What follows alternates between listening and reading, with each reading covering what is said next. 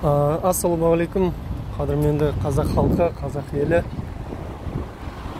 Осы жерде бір жағынан өзім қалаға келгеннен кейін өзімнің ойыммен бөлісе отырып,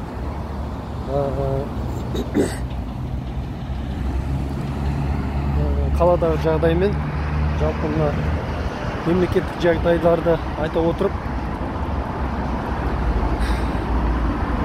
осындай біраз нәрселер көңіліме қаяу түсіріп жатқан, соны айта кетейін деп шештім. Мына тіл мәселесінде айта кетейін деп едім. Тіл мәселесі жалпы жай ғана ол ұсақ түйек нәрсе емес. Тіл мәселесін қозғаған кезде, мысалға айтайын деген, мен Алматы жақтан келдім ғой, Алматы Талдықорған жақтан, дұрыс па? Сонда енді жалпы ауылдан келдім дейікші, сол ауылдан келген кезде, мысалға қазақи ортадан шыққаннан кейін, қазақи ортада қалай жүрдім, содан осындай орыстар жүрген жердегі жағдайды салыстырмалы түрде айтқым келіп отыр. Қандай айырмашылық бар? Мына мысалға мен бір байқағаным, қазір мысалға қалада жүрміз ғой, қазіргі соңғы кезде мысалы неге келдік, Астанаға келдім мысалға, иә. Сонда жаңағы орысша сөйлегеннің қаупі неде деген сұраққа мына жерде жауап өз шығып жатыр. Біріншіден мысалға орысша сөйлегендеген сен мына көрінетін, яғни ашық нәрсесі, ол мысалға барған жерлерінде тек қана орысша сөйлеп, орысша жауап беріп жатқанның кемшілігі жалғыз сол ғана емес. Мына орысша сөйлегеннен кейін адам, орысша сөйлеп, орысша тәрбиеленген адам, ол мына біріншіден тәртіп, түсінген жаңағындай әдептілік, ұят деген нәрседен жұрдай болады екен. Соны байқадым. Ол бір. Екіншіден, мына орыстар көп тұрған жерде, немесе сол орысша көп сөйлейтін жерде бір байқағаным, қазақтар болса да мынандай не пайда болады екен? Адамдар мынандай мейірімділіктен жоқ болады екен. Мейірімдіктен жұрдай болады екен. Мейірімділік, мынандай бір-біріне жанашырлық сезімдерін, сондай жанашырлық сезімнен біреудің жағдайын түсіну, ойлау дегенде, мен айтып тұрған жоқпын, мен жағдайын түсінсін деп тұрған жоқпын. Мына жалпы адам, ол жаңағыдай орысша тәрбиеленген адам, қалай деуші еді анандай, жүрегі қатты болып кетеді екен. Мынандай кішкентай балаларға деген, немесе қарттарға деген аяушылық деген әңгіме жоқ. Соны байқадым, ағайындар. Мен сіздерге дабыл қағу керек деп айтқым келеді. Дабыл қағу керек. Бұл нәрсе жақсы нәрсе емес. Қазақ тілін қазірден бастап сөйлеп үйренуіміз керек біз. Мен бір байқағаным, мысалға мен Астанада жүрмін. Жаңағы мысалға жалғыз орыстардың ғана емес, қазақ бауырлардың да көбісі орыстан кеткен, олар ойлайды, орысша сөйлесе бір культура, этика, бір какая-то бір өздерін бір сондай бір биік деңгейге, дәрежеде ұстаймыз деген сияқты деп ойлайды. Жоқ, ондай емес, ағайындар. Біз өзіміздің мейірімділігімізден жұрдай болып бара жатырмыз, ағайын. Бір-бірімізге жаңағындай қарау, бір-бірін түсіну деген мынандай сүйіспеншілік, мейірімділіктен барған сайын жұрдай болып бара жатырмыз. Оны мысалға келтіретін болсақ, мен өзім Астанаға келгенде көшелерді білмеймін көп. Соңген көшелерді білмей, анадан сұраймын, мынадан сұраймын.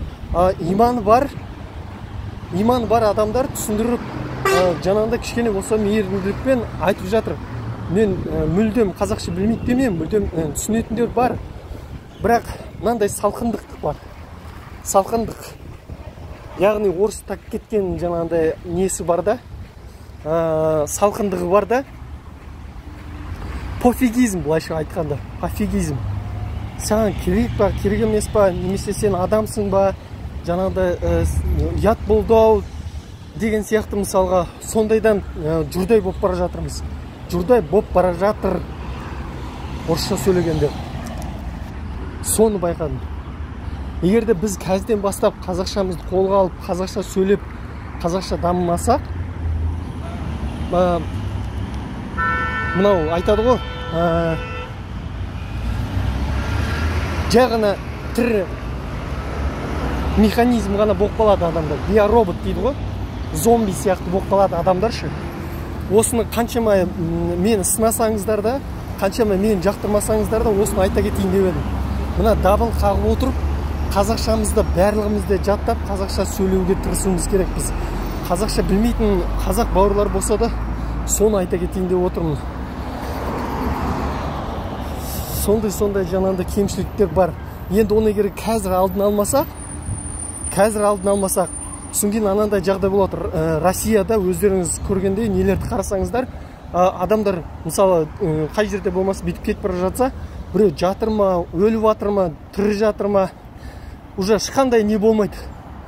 Реакция болмайды. Ана кісіге қарай, не мынау ұят, мынау өліп қалады-ау, мынау жаңағындай несі мынаған бірдеңке болды деген жанашырлық пен мейірімділік жоқ. Көрдіңіздер ме? Орыстардың менталитеті ол қазаққа сіңіп бара жатыр. Ол жақсы нәрсе емес. Сондықтан қазірден бастап қазақшамызды қазақша сөйлеп, мына Құдайға шүкір жастарымыз имандылыққа бет бұрып жатыр. Бірақ та мына қазіргі орысша тәрбие, орыстармен араласу, орысша сөйлеу, сондай жаңағындай пофигизм, солардың бәрі жастарға кері әсерін тигізіп жатыр. Ертең сіздер таңғалмаңыздар.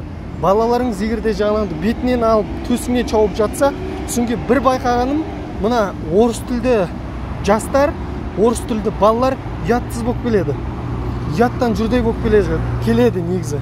Мына қазақи ортадан шыққан, немесе жаңағындай ислами тәрбие алған ортадан шыққан жастар көп жағдайда имандылықпен тәрбиеленген жастар көп жағдайда кішкене болса да қорқу, тәртіп, әдеп дегенді білетін болады. Сондықтан ағайындар, қазақша сөйлейік. Мен енді қазір бір жерге бара жатырмын да, содан кейін ойымды толық жеткізе алдым ба, жеткізе алмадым ба білмеймін. Бірақ та енді осы жолда бізге көп жұмыс жасап, әркім өзінен бастауын сұраймын. Қазақша сөйлеңіздер, қазақша талап етіңіздер, қай жақта болмасын қазақша сөйлеңіздер. Олармен жаңағында қырқысып, ұрысып керек емес. Олар сұрайды ма, сіз қазақша жауап беріңіз, болды. Бір жерге бардыңыз ба, қазақша сұраңыз, қазақша сөйлесіңіз. Соңғы автоматты түрде олар да сіздің ығыңызға қарай жығылатын болады. Соны айтайын деп едім, бауырлар. Енді мынау жаңағында менің бір видеом, Құдай бұйырса, өйстіп салып отыратын боламын. Ағайындар, қазақша сөйлеп, соны қолға алмасақ, мынау қаншама жылдан бері әбден орыстанып кеткен саясат сол ішті ашытып жатыр. Барған сайын зомбиға айналып бара жатырмыз. Тағы да айтатын мәселелер көп жетеді. Сондықтан қазірше осыны салып қояйын.